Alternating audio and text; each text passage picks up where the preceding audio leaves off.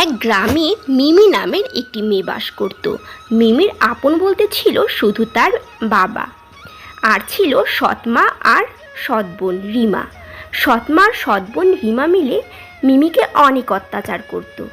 মিমি বাসার সকল কাজ করত, ঘর ঝাড়ু দিত, রান্না করত, আর বাকি সব কাজও একা হাতে করত। একদিন বরাবরের মতোই মিমি ঘর ঝাড়ু দিচ্ছিল। এমন সময় ওর সৎ বোন রিমা আসলো। কিরে মিমি, আমার ঘর যে ঝাড়ু দিলি, সব ময়লা তো রয়েই গেল। কি কথা কানে যাচ্ছে না বুঝি? এখন যাবে, দাঁড়া। বেশ হয়েছে, দে দে, আরো বেশি করে দে। দুঃখী মিমি মার খেয়ে ওখানেই কাঁদতে লাগলো। ওর কান্না দেখে ওর বাবা আসলো। ওরা তোকে অনেক অত্যাচার করছে আর আমি বাবা হয়ে সেসব দেখছি। না বাবা, তোমার কোনো দোষ নেই, সবই আমার ভাগ্যের লিখন। মিমির বাবা ফিসফিসিয়ে মিমিকে বলল, আমার বন্ধুর ছেলে রাকিবকে খবর দিয়েছি, ওকে সব বলেছি। ও কাল আসবে, এসে তোকে বিয়ে করে এখান থেকে নিয়ে যাবে। তোর অত্যাচারের দিন শেষ হবে মা।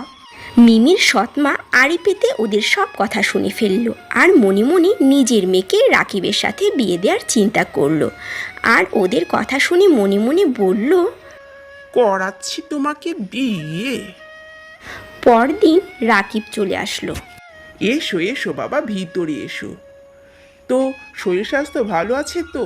কই রে মা রিমা, এসে দেখে যা কে এসেছে বিদেশ থেকে।